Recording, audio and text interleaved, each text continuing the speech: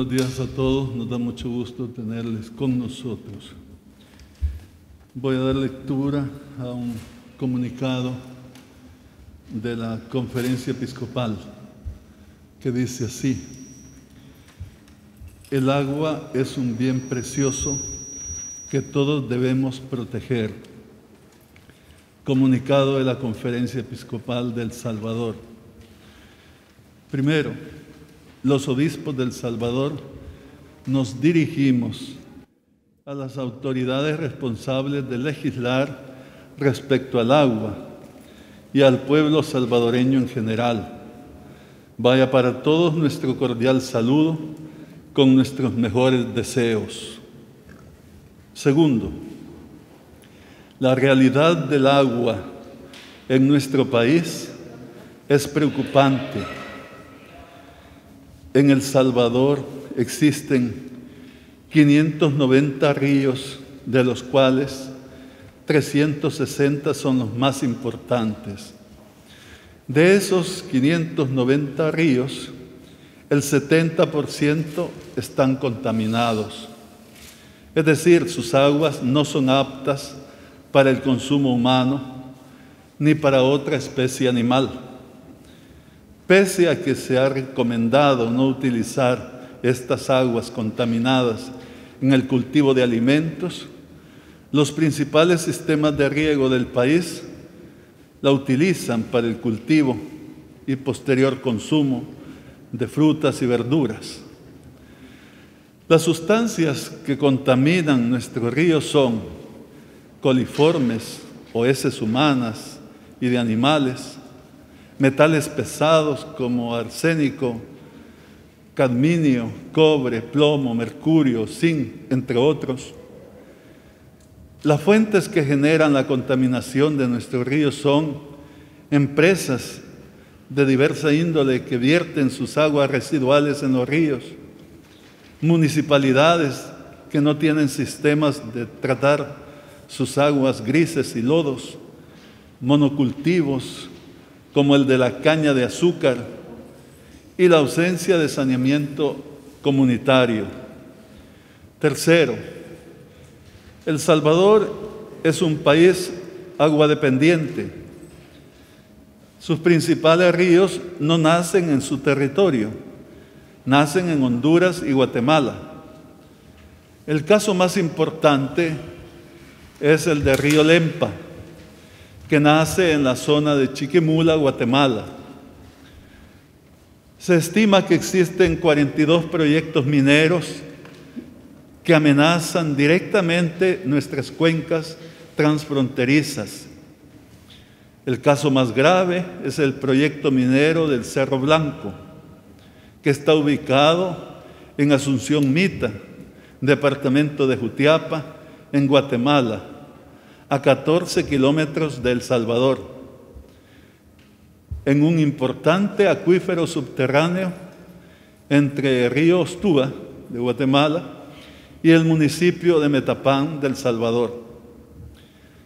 El río Ostúa contaminará el lago Huija debido a las cantidades de arsénico natural que recibe provenientes de la actividad en la mina Cerro Blanco, y el lago Huija a su vez contaminará el río Lempa, pues es su más grande proveedor de agua. Cuarto, esta situación es una grave amenaza para El Salvador que debe atenderse urgentemente y con máxima preocupación. Hacemos un llamado vehemente a las autoridades de nuestro país a realizar todas las diligencias posibles para parar dicho proyecto. Y pedimos a la comunidad internacional no permitir tal desastre humano y ambiental. Y a la vez alertamos a todos los salvadoreños para que nos manifestemos en contra de dicho atentado a nuestro país, contra la vida y la salud de las personas, contra la fauna y la flora. Quinto, Se debe reconocer la función social y ambiental de las juntas de agua. Según el registro catastral de ANDA, en El Salvador existe un estimado de 2.500 juntas de agua y diversos comités comunitarios de agua, los cuales abastecen a más de 500.000 de las familias usuarias. Las juntas de agua, por lo general, le dan cobertura de agua a la zona rural del país, es decir, llegan a los lugares donde el Estado no llega. Cumplen una función social y ambiental importante para que las familias puedan consumir agua, y esto también posibilita mejores condiciones sanitarias y de alimentación. Las juntas de agua son sistemas comunitarios, no son empresa privada. Sin embargo, en la Ley General de Recursos Hídricos, aprobada por la Comisión ad hoc, integrada por diputados de la Asamblea Legislativa, se les considera como empresas privadas, sin diferenciar entre su función socioambiental y el enfoque mercantilista que pueden tener empresas como las dedicadas a bebidas carbonatadas o no carbonatadas, constructoras, etc. Pedimos que se les dé la oportunidad a las juntas de agua para que expongan sus consideraciones y observaciones a la Ley General de Recursos Hídricos. Sexto, en cuanto a la ratificación de las reformas constitucionales sobre el derecho humano al agua y a la alimentación adecuada, pedimos para bien de todos que la Asamblea Legislativa ratifique dichas reformas constitucionales, reformas hechas en los artículos 2 y 69 de nuestra Constitución, con la finalidad de que el Estado salvadoreño reconozca el agua y la alimentación adecuada como derechos humanos. Nos referimos a las mencionadas reformas que fueron aprobadas en la legislación anterior. Fue una lucha intensa del pueblo salvadoreño conseguir la aprobación de esas reformas constitucionales, pero hace falta que esta Asamblea la ratifique. En nombre del pueblo, elevamos hoy nuestra voz para pedir dicha ratificación. Séptimo, invitamos a todos a la oración, pidiendo a Dios no permita esa inminente catástrofe masiva de gravísimas e irreparables consecuencias contra la vida y la salud de las personas, los animales y las plantas, causada por la posible contaminación del río Lempa. Y a la vez, instamos a todos a realizar las acciones pertinentes para evitar ese terrible desastre que nos amenaza. Suplicamos al Señor, por intercesión de María Santísima y de nuestros mártires, que bendiga a nuestra nación y a cada uno de los salvadoreños. Dado en la sede de la Conferencia Episcopal del Salvador, el 27 de noviembre de 2021, y tiene nuestro sello de la conferencia y las firmas de todos los obispos. Perdón. Este es el comunicado de la Conferencia Episcopal, preocupada por el tema del agua, queriendo lo mejor para todos. Quedamos a la disposición de ustedes para contestar sus preguntas, ya sea sobre este tema o sobre el tema que ustedes quieran preguntar. Con mucho gusto intentaremos responder. La primera pregunta corresponde a Wendy Valladares, el noticiero Canal 6.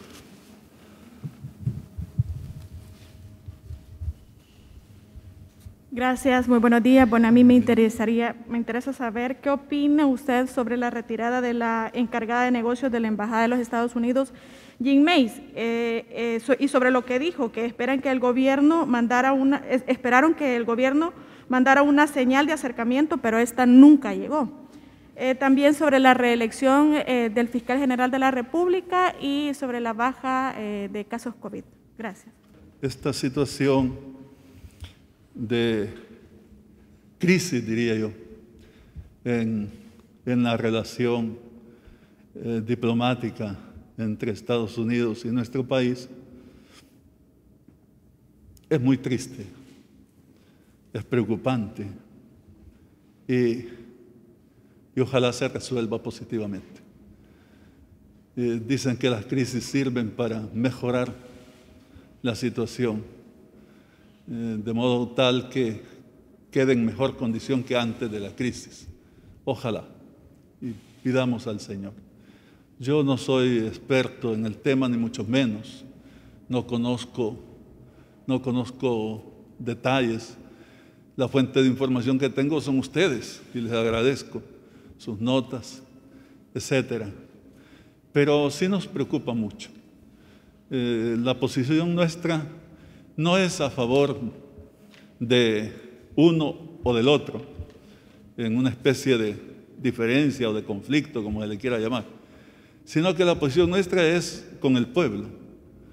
Y es que a la larga, si las cosas no van bien, es el pueblo el afectado, el mayormente afectado. Esperamos que no. Yo no tendría una respuesta sobre esta situación. Pienso que los que mejor pueden ilustrar la situación son las partes mismas. La embajada que diga cuál es la situación, cómo lo ven ellos, su punto de vista. Y el gobierno, sobre todo la parte diplomática, el Ministerio del Exterior, también que informe. No sé si lo han hecho, pero son ellos, repito, que manejan el caso.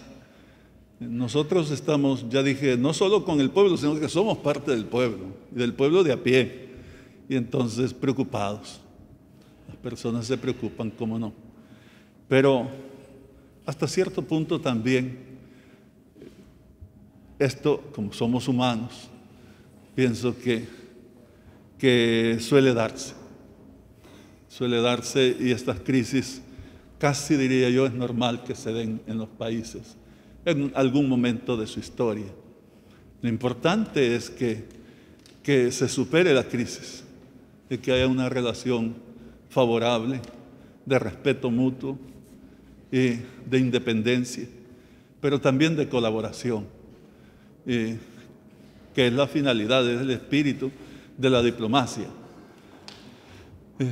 Ojalá que todo esto nos lleve a una posición mejor que antes.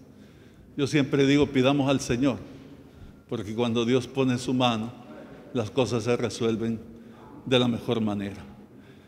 Yo, pues, acuso mi ignorancia en este tema, pero agradezco la pregunta porque es objeto de preocupación, ciertamente, como lo es para todo el país. A todos nos preocupa y quisiéramos lo mejor. Bueno, ahora en cuanto a la elección del nuevo fiscal, pues es el momento, o sea, estamos llegando al tiempo señalado para la elección. Entiendo que el que se eligió fue temporal, el actual, mejor dicho, es temporal o para hacer el tiempo del anterior. Ahora se elegirá al nuevo fiscal. ¿Qué decir sobre este tema? Bueno, que se cumpla con el proceso ya establecido por la ley, creo que lo están siguiendo, que se escuche a todos, que se les dé la oportunidad y que se elige el mejor perfil. Un fiscal, todos sabemos, no tiene que estar atado por ningún punto, sino que tiene que ser completamente libre para administrar justicia o perseguir el crimen, como se dice. y hacer justicia. Entonces, yo esperaría que se haga la mejor elección, Y tal vez una invitación a los posibles candidatos para que se acerquen, para que participen. Entre mayor participación hay, entiendo que la escogencia será mejor. Y ojalá pues que todo marche como debe ser. Como debe ser. El fiscal es una persona muy importante en el ejercicio de la justicia, se puede decir así, sí se puede decir así. Bien sabemos que este es un país que ha tenido mucha dificultad, que hay una historia con muchas dificultades. Entonces, que el Señor nos provea de la persona que mejor pueda cumplir esta función para beneficio de todos. Y en cuanto a la baja del COVID, pues es un tema que nos alegra a todos y que quisiéramos que la pandemia de verdad ya se vaya superando. Nosotros en la iglesia estamos siempre pidiendo. Es una oración constante pedir el final de la pandemia. Y aprovecho hoy la oportunidad para invitar a que sigamos orando, porque cuando el Señor intervenga, pues ya va a pasar esto.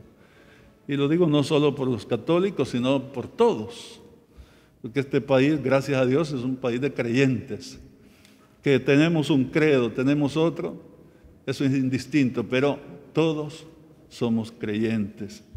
Y entonces unámonos en oración, pidiendo a Dios que termine la pandemia. Es preocupante cuando hay noticias como el día de hoy me pareció ver un titular en alguno de los rotativos que decía que viene una nueva cepa y que hay que estar alerta. Pues eso preocupa mucho. Ojalá que vaya bajando. De todos modos, yo aprovecho para decir que conviene que nos vacunemos todos, que nadie se quede sin vacunar. Es la manera de superar la pandemia y que mantengamos las medidas de bioseguridad, aunque si no se exigen, porque ya en algunos lugares he visto que no se está exigiendo. De todos modos, cumplámosla. Hay que llevar siempre la mascarilla y siempre el alcohol. Yo personalmente ando con mi botecito de alcohol, les diré. No es que sea un ejemplo yo, pero de todos modos, y sé que muchos. Entonces andamos con nuestro botecito y es que es necesario que nos cuidemos. Y no por egoísmo, sino por responsabilidad, porque así cuidamos a los demás, sobre todo a los de casa y a los mayores. Muchas gracias. La siguiente pregunta corresponde a Rocío Cruz, Canal 12.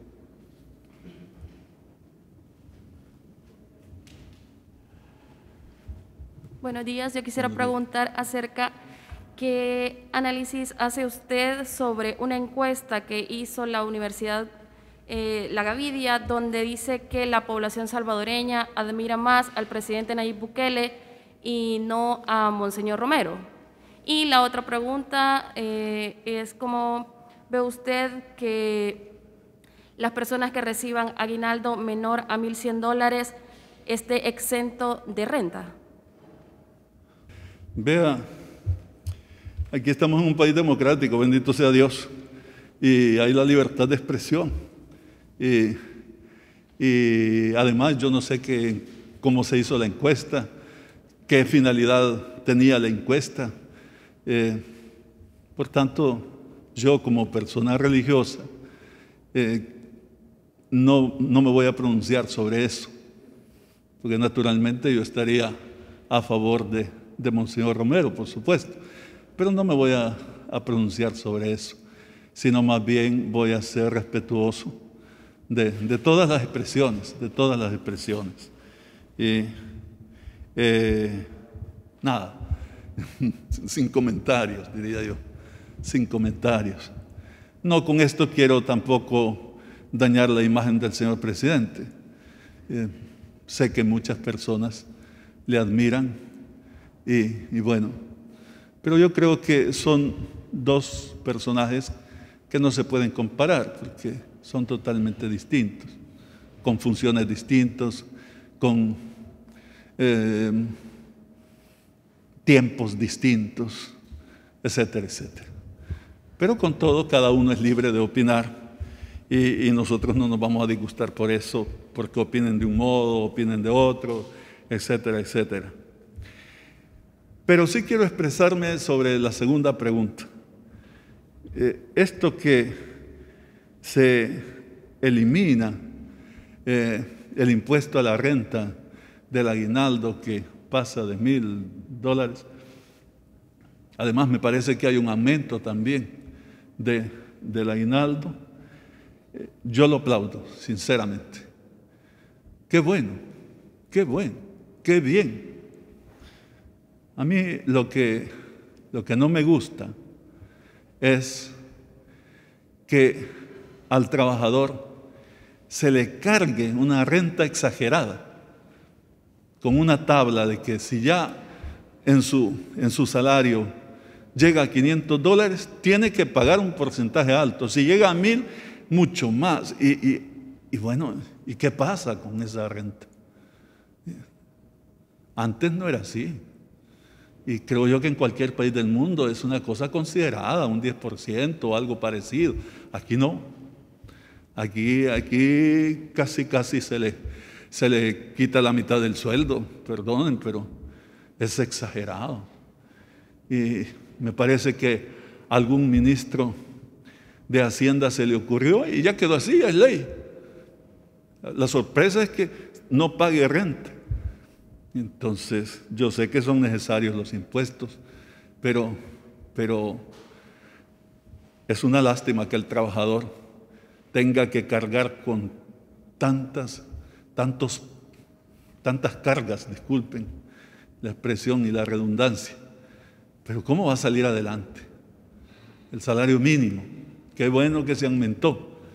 Sí, pero es insuficiente de todos modos. ¿Cómo una familia va a salir adelante con 365 colones? Pagar el alquiler de la casa, pagar los servicios básicos, el agua, la luz, después teléfono, el vestido de los niños que están en la escuela, en el colegio posiblemente. Ya no digamos la medicina y la canasta básica, cada vez más alta. ¿Cómo hacen? Pues hacen milagros para multiplicar esos fondos. Entonces, ojalá esto diera pie para revisar las cargas tributarias de los trabajadores. Estoy hablando de los trabajadores exclusivamente. No digo de las empresas, y estos deben pagar, pero el trabajador que se le cargue tanto es injusto, y así no vamos a salir adelante. Por tanto, que haya habido esta actitud me parece muy bien. Ojalá que se siguiera revisando esa tabla de imposición de la renta que me parece exagerada. Y bueno, eso aprovecho para decirlo. Y lo digo sin ningún interés más que de justicia, Es nuestra gente trabajadora que sufre y que no haya salida muchas veces y no tiene voz, no tiene con quién quejarse, pues ojalá que se le revisara eso y que cada vez sea menos lo que la renta le quite al trabajador. Gracias por la pregunta. La siguiente pregunta corresponde a Gerardo Hurtado, Mega Noticias 19.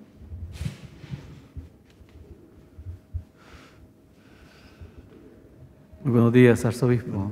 Conocer un poco sobre la ley de agentes extranjeros, que la última declaración del presidente de la Asamblea Legislativa dijo que se va a llegar a un consenso con los cooperantes internacionales que también se mostraron preocupados por esta ley que al final tiene que ver con aquellos proyectos que llegan a las comunidades a través de las ONGs y donde las autoridades o el gobierno no logra llegar con beneficios. Esa es una ley, me gustaría tener su opinión, pero también me gustaría conocer sobre la ley que se fue aprobada para poder expropiar propiedades a personas que tengan terrenos cuando sea declarada de utilidad pública por el Estado. Entonces, que pueden expropiar ese tipo de terrenos. Me gustaría conocer su opinión al respecto. Cómo no, muchas gracias por sus preguntas. Vean, en cuanto a esta ley de, vamos a decir, de las ayudas que se reciben del exterior, las ONG, me parece que va dirigida a las ONG, yo sinceramente creo que el gobierno tiene derecho a conocer y la nación, la sociedad, eso debería ser público, de dónde vienen esos fondos, en qué se ocupan, cómo se ocupan. Me parece que eso está bien. Lo que yo no estaría de acuerdo, que haya un impuesto tan elevado, un 40%. Eso no lo veo justo, sinceramente. Que haya la ley de información, yo creo que sí, creo que en otros países como Estados Unidos existe eso, que se tiene informe de todos los fondos que entran. Y también que se informe sobre la ejecución, y creo que las leyes aquí lo exigen también. No sé, posiblemente no se ha cumplido, pero eso es bueno, que todo sea transparente.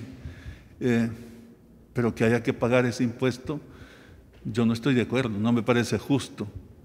Tengo entendido que el señor presidente de la Asamblea dijo que sí, que se iba a hacer un diálogo con los donantes, con la comunidad internacional, con los diplomáticos, etcétera, para llegar a un consenso. Y que si era necesario quitar el impuesto, se iba a quitar. Entonces, qué bueno que lo están reconsiderando y que se quite el impuesto, porque de esa manera mucha gente, pienso yo, no ayudaría, porque el objetivo es otro, es dar el 100% a las comunidades que necesitan esa ayuda. Si se desvía, o como decir, si se cambia la finalidad del destino, entonces posiblemente no iba a venir ninguna ayuda, o muy pocas ayudas.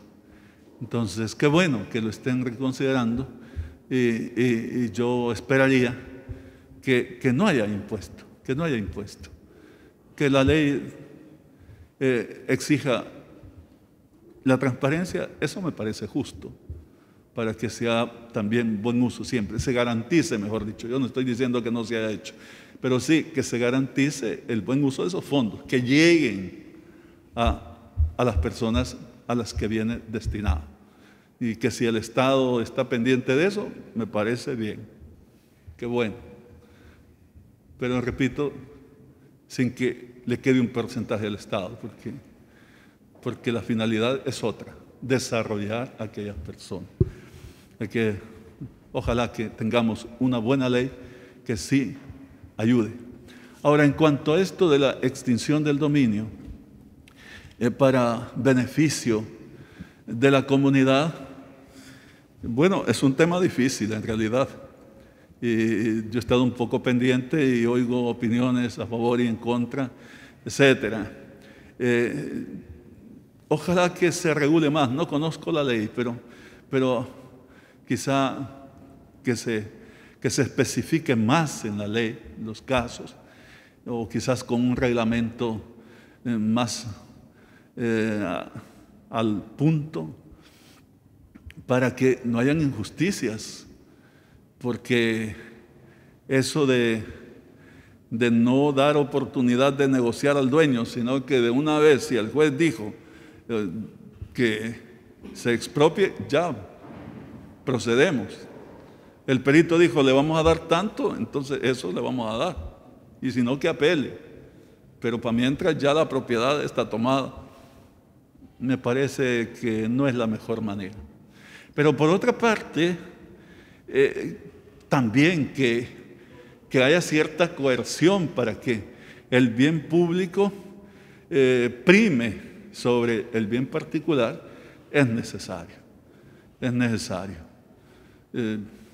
Este servidor conoce casos sencillos de proyectos que han habido.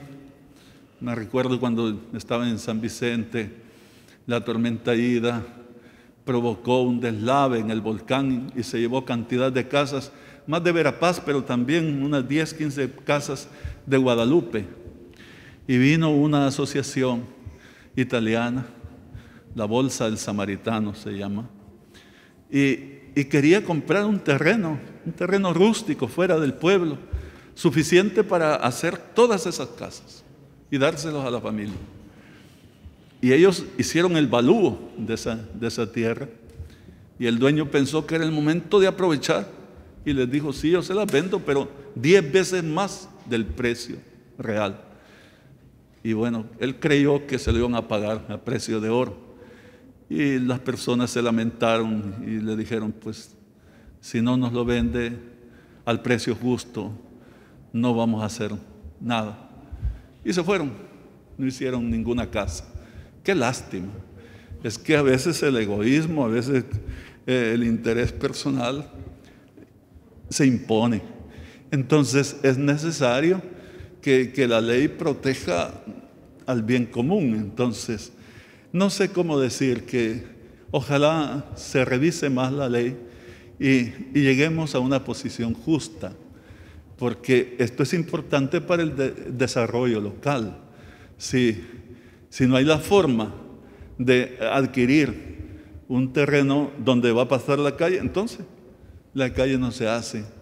Es necesario que haya la forma, pero ojalá podamos encontrar el camino para que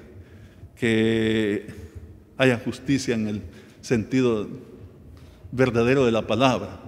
A mí me gustaría que cuando se hace una expropiación se le pague más de lo que vale, de tal forma que aquella persona quede gananciosa y contenta, y no al contrario, menos de lo que vale.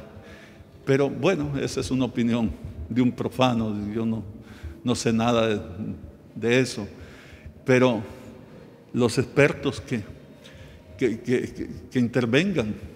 Además, esto tampoco es una innovación en muchos lugares, de seguro que se tiene bien legislado.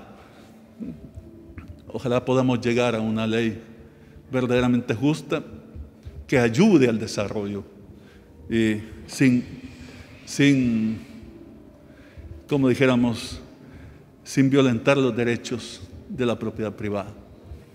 Ojalá. Gracias por la pregunta. La siguiente pregunta corresponde a Amadeo Cabrera, Diario El Salvador. Buenos días, arzobispo. Buenos días.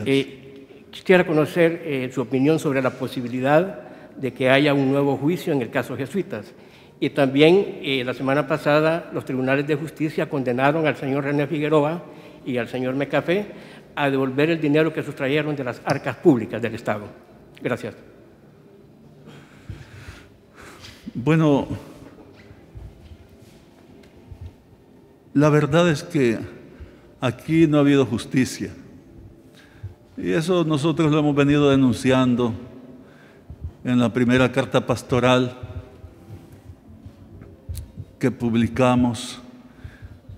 Decíamos en forma gráfica que en este país la impunidad campea a caballo. Una manera de denunciar y de decir cómo aquí se ha hecho lo que se ha querido y no hay ley, por desdicha. Crímenes de lesa humanidad y toda clase de crímenes han quedado en la impunidad. El caso de los jesuitas, pues también se suma una masacre que no tiene nombre, de manera más injusta. Cuando están dormidos, les sacan de sus camas para matarles. Eso no puede ser. Y bueno, eso es lo que hemos vivido. Ahora, después de 32 años, se mantiene la impunidad. Y los demás casos también. Entonces, que ahora haya un esfuerzo de la Fiscalía por hacer justicia sobre el caso, sin duda que es una cosa buena. Pero es ideal que se haga en la forma que conviene que se haga, con las partes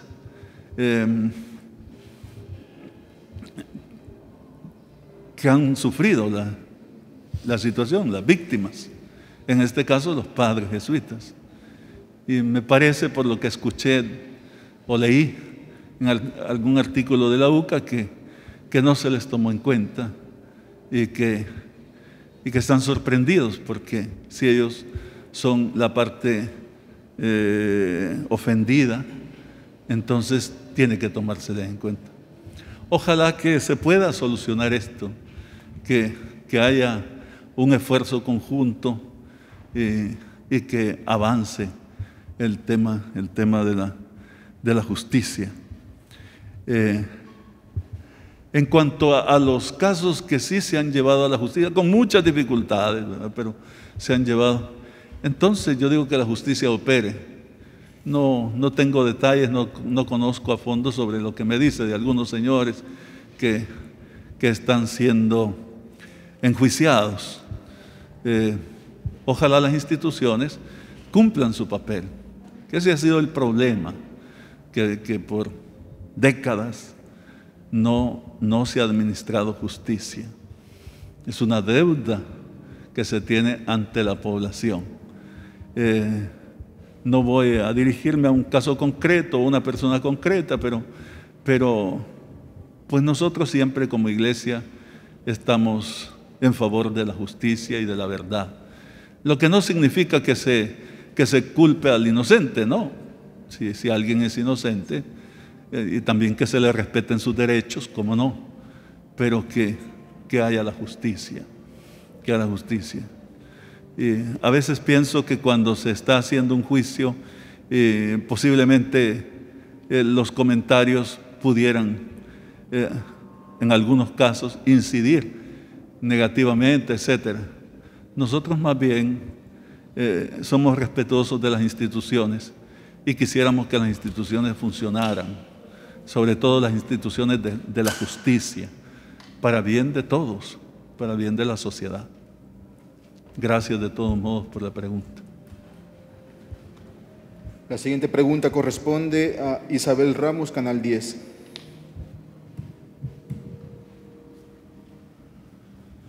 Hola, buenos días. Mi pregunta va en el caso de los jesuitas. Las autoridades han dicho que todos tenemos derecho a conocer la verdad, qué es lo que sucedió, y esto daría paso a un nuevo juicio. Y también llevar o castigar a las personas que estuvieron involucradas en aquel momento. ¿Qué es lo que piensa usted respecto a esto? Sí, es lo que estaba diciendo, que me parece que son casos que deben ser atendidos y que es una deuda de la justicia de este país. Entonces, enhorabuena que se lleven adelante, pero con el debido proceso y tomar en cuenta a la parte ofendida me parece que es fundamental. Yo personalmente pensaría que lo que se ha hecho está bien, porque abona a la justicia, pero es importante que se tome en cuenta eso también, porque no solo opera la justicia en las instituciones, sino que también en atención a las partes, sobre todo las partes ofendidas, las víctimas, y en este caso, pues es la familia jesuita. Entonces, sería ideal que se unan esfuerzos para que las cosas se hagan como deben ser. Pero qué bueno, enhorabuena que se está haciendo justicia. Solo que la justicia tiene que hacerse debidamente, ¿eh? Ese es mi punto de vista. Ojalá que las cosas marchen cada vez mejor. Es triste porque cuando vemos para atrás no ha habido justicia. Tantas masacres, ni una sola tan siquiera se ha resuelto.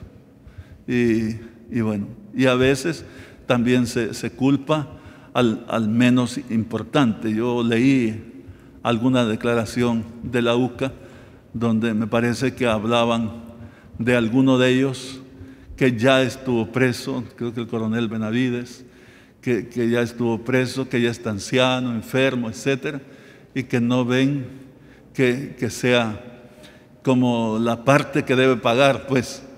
¿Dónde están los autores intelectuales? ¿Dónde están los verdaderos culpables? Etcétera.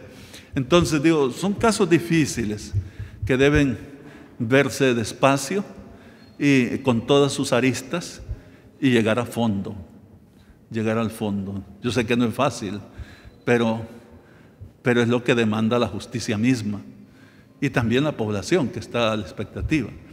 Entonces, un esfuerzo de llevar a la justicia a las personas que han delinquido, enhorabuena. Pero si ese esfuerzo se unifica con la parte demandante, ofendida, y se profundiza en el proceso debido, yo creo que es mejor, que sería más efectivo. Ojalá que se trabaje en esa forma. La siguiente pregunta corresponde a Jacqueline Villeda, Diario El Mundo.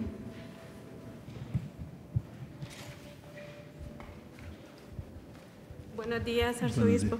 Conocer su opinión solo sobre el allanamiento que la Fiscalía General de la República hizo hacia algunas ONG, pues estas mismas las consideraban como un atraco y una persecución política hacia ellas. Gracias. En realidad yo no tengo conocimiento sobre esos hechos concretos, no tengo información. Sí he leído las notas de ustedes, pero no sé las causas, no sé cuál ha sido el accionar de estas ONG. Si ellas han tratado los fondos, o han manejado, mejor dicho, los fondos correctamente, como debe ser, y tienen todo en orden, pues sería injusto, naturalmente, que se abra un proceso y que se les incrimine. Pero si alguien no ha cumplido con la ley, me parece que entonces, tristemente, la ley opera. No estoy diciendo que sea el caso aquí, pero si la Fiscalía hace una investigación, habría que preguntarles a ellos cuáles son los indicios, que si tienen los indicios suficientes. Me imagino que los tendrán, pero yo no estoy informado, no tengo pruebas. Pero yo creo que cada caso de estos habría que investigar, que un periodismo investigativo como para probar de que en realidad se está atacando a una institución inocente que ha cumplido con todo. Pero si la institución no fuera así, entonces a lo mejor la Fiscalía tendría motivos suficientes, indicios suficientes para abrir esa investigación. Yo creo que la palabra la tienen ellos. En primer lugar, la Fiscalía. No sé si lo ha informado o no, pero podrían ellos, la Fiscalía, dar a conocer cuál es la situación. Y también darle la palabra a las instituciones para que, me imagino que el proceso mismo lo hará, para que defiendan su proceder.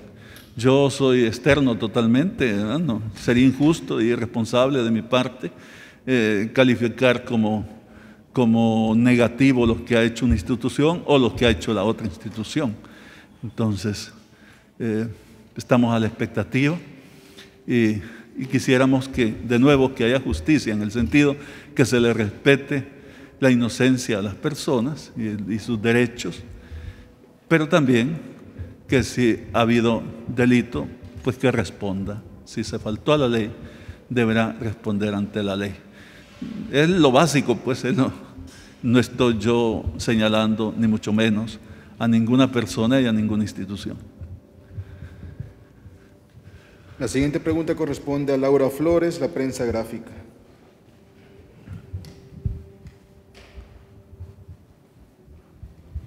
Buenos días. Buenos días.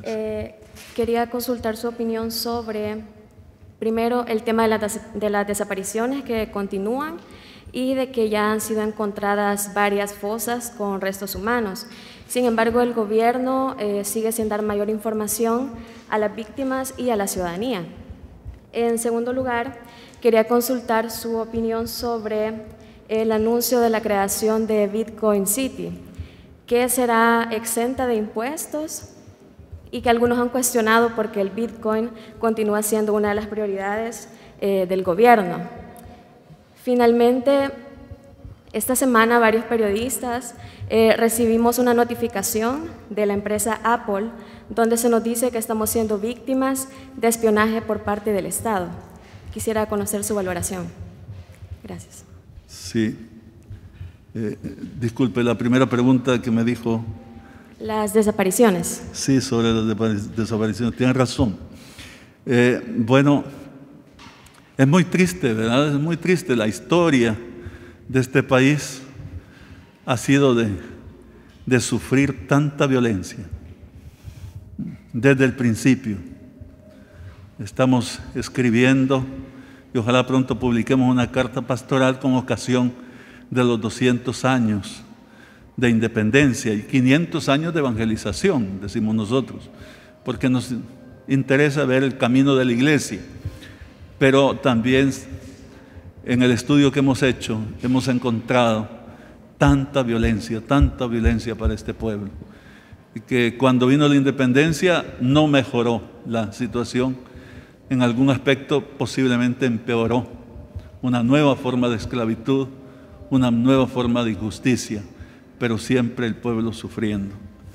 Últimamente somos testigos todos de tantas muertes y tantos desaparecidos. Por décadas hemos tenido esa situación, cada vez lamentando. Ahora, en este momento, yo no tengo datos, pero escucho, por una parte, escucho que ha habido una disminución significativa de asesinatos, que siguen habiendo desaparecidos, extorsiones y bueno, pero que se está trabajando, etcétera. Ojalá que pudiéramos salir de esto. Este es el deseo más sentido de la población, salir de esta situación de violencia que nos causa tanto mal, tanto mal. Es muy triste, es muy triste. Ahora, en cuanto a su pregunta sobre la ciudad del Bitcoin, algo así he escuchado que se llama, creo que en otros países, si no me equivoco, Honduras tiene la experiencia de zonas empresariales. Creo que lo hacen los países para favorecer la participación de empresas extranjeras, para que lleven adelante programas y planes. Entonces son estímulos. no sé si eso es bueno o no para el país. Yo siempre voy a estar abogando porque las empresas extranjeras cumplan con sus deberes con los trabajadores, sobre todo con los trabajadores. Es muy injusto que de presto una empresa extranjera se declare en quiebra y abandona a los trabajadores sin pagarles nada. Es muy injusto y eso ha sucedido en cantidad de casos. Que si va a haber un lugar donde las empresas estén reunidas, ellas, entiendo que son para reunirse los empresarios, pues a lo mejor eso no causa mayor daño. Pero yo voy a estar siempre abogando, nosotros como iglesia vamos a estar siempre abogando porque se les cumpla a los trabajadores sus derechos, que no se les viole. Eso es muy triste, muy delicado. Eso diría yo. Y la otra pregunta que me dijo era sobre qué. Sobre una notificación que les ha llegado a varios periodistas. Sí, es cierto. He escuchado eso de Apple que habla de espionaje. Yo creo que de todos los aquí presentes, el más ignorante de todo este quehacer cibernético es este servidor. Entonces, ¿yo qué puedo decir? Que si eso es auténtico o no es auténtico, y que si son troles o que si no lo son, sería irresponsable de mi parte. Entonces, pero yo sé que hay personas que sí saben, ya dije, toda la juventud, hasta los niños, son expertos. Entonces, y por supuesto gente que se especializa en eso. Ojalá se investigue y se llegue al conocimiento de la verdad. Yo no podría abonar en este campo nada,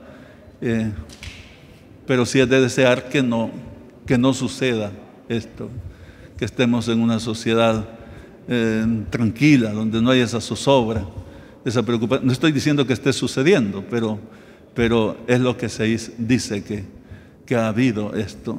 Yo no sé si eso es cierto o no, o por qué lo dicen, hasta qué punto, cuál es la causa. Bueno, entonces, pero ojalá que todas esas cosas se resuelvan. Yo creo que es todo un tema lo del Internet, lo de tantas otras cosas como es la difamación, el atropellar a una persona con un perfil falso y tirar lodo y esconder la cara. Eso no es justo, ¿verdad? Y ojalá tengamos leyes que vayan normando eso para que las cosas tengamos un convivir más humano y más justo. Yo lamento que hayan esas denuncias, etcétera, si eso está pasando, pero no me siento competente para externar juicios sobre ese particular. Muchas gracias. La última pregunta corresponde a Maribel Jovel, YSKL.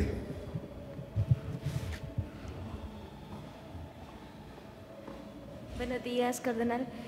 Mi pregunta va enfocada, usted ya habló de la enfermedad COVID-19, pero desde el pasado 17 de noviembre nuestro país nos está pidiendo a las personas extranjeras cartilla de vacunación, prueba COVID, y las medidas restrictivas que anteriormente estaba, pues ya las eliminó.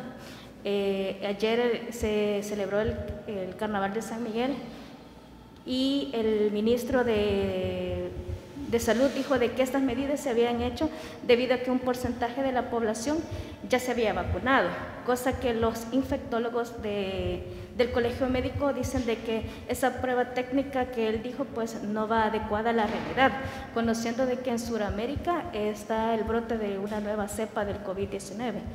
¿qué medidas tiene que tomar el gobierno, tanto como el Ministerio de Salud, para poner nuevamente las medidas restrictivas? Ya que se viene la temporada de Navidad y fin de año, y esto podría provocar rebrote nuevamente, una cuarta ola de COVID-19 en nuestro país. Sí, muchas gracias por la pregunta.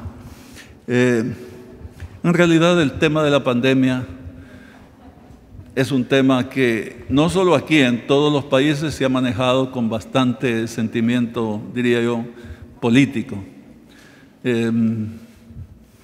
Estamos siempre en una relación dialéctica, diríamos, como dicen los filósofos, de tesis y antítesis en esa lucha, porque al final se cree que pudiera tener beneficio en el aspecto político, un beneficio de votos o un perjuicio en cuanto a los votos. Pero en realidad no debería ser. La pandemia es un tema humanitario que deberíamos unirnos todos para buscar la mejor solución. Con todo, aquí me parece que lo que se ha hecho ha sido muy positivo en cuanto a la vacuna y en cuanto a la atención a los enfermos. Siempre van a haber deficiencias, como no, pero se ha hecho bastante. Y no lo digo por un beneficio político, como decimos, sino pensando en el pueblo, en la humanidad, en las necesidades de todos. Ahora bien, entiendo la pregunta de que si ahora ya no se va a exigir, ¿qué está pasando? Yo creo que lo que está pasando es que de alguna manera las autoridades están viendo que se está llegando al final de la pandemia. Yo esperaría eso, que este año que viene ya sea un año distinto y que el nivel de vacunación ha sido alto, que ya la inmunidad de rebaño, etcétera. No solo aquí, sino que en varios países, Estados Unidos mismos, en algunos estados están diciendo que ya no se use la mascarilla, etcétera, etcétera. Pero comparto con ustedes que hay una preocupación y hay un peligro. Hay un peligro porque el virus está presente y ha saturado nuestros ambientes. Entonces yo creo que más que entrar en esta discusión, por lo menos los que estamos al margen de esa lucha política, que es la mayoría del pueblo, más que entrar en esa discusión de que si conviene o no conviene, cómo tiene que hacerse, qué es lo que hay que hacer, qué es lo que no hay que hacer, ya ahora conocemos todos las medidas de seguridad y entonces andar con mascarilla, guardar el distanciamiento social, evitar las comidas festivas donde nos reunimos todos y a comer como lo hemos hecho siempre en Navidad, ahora no. Y luego el alcohol gel, etcétera. Entonces eso es lo que nos va a salvar. Y yo creo que ya a este punto, ya que se den normas o que se quiten normas, tal vez no sea tan importante, sino que cada persona tenga conciencia y que se cuide. No creo que nos obliguen a contagiarnos. Si dicen que no hay que usar la mascarilla, yo voy a seguir con la mascarilla, se los aseguro, hasta que esté seguro que ya se acabó esto. Entonces, eso diría yo, que la población se cuide por su propia cuenta y que está bien los que están discutiendo, porque también en el fondo es para conseguir beneficios comunes, pero muchas veces se cae en una lucha política bastante cruel e inhumana. Ojalá que avancemos con una preocupación genuina por el bien de la población y que cada uno nos cuidemos. Yo creo que así vamos a salir adelante y con la ayuda de Dios. Muchas gracias por sus preguntas y pasen un buen domingo.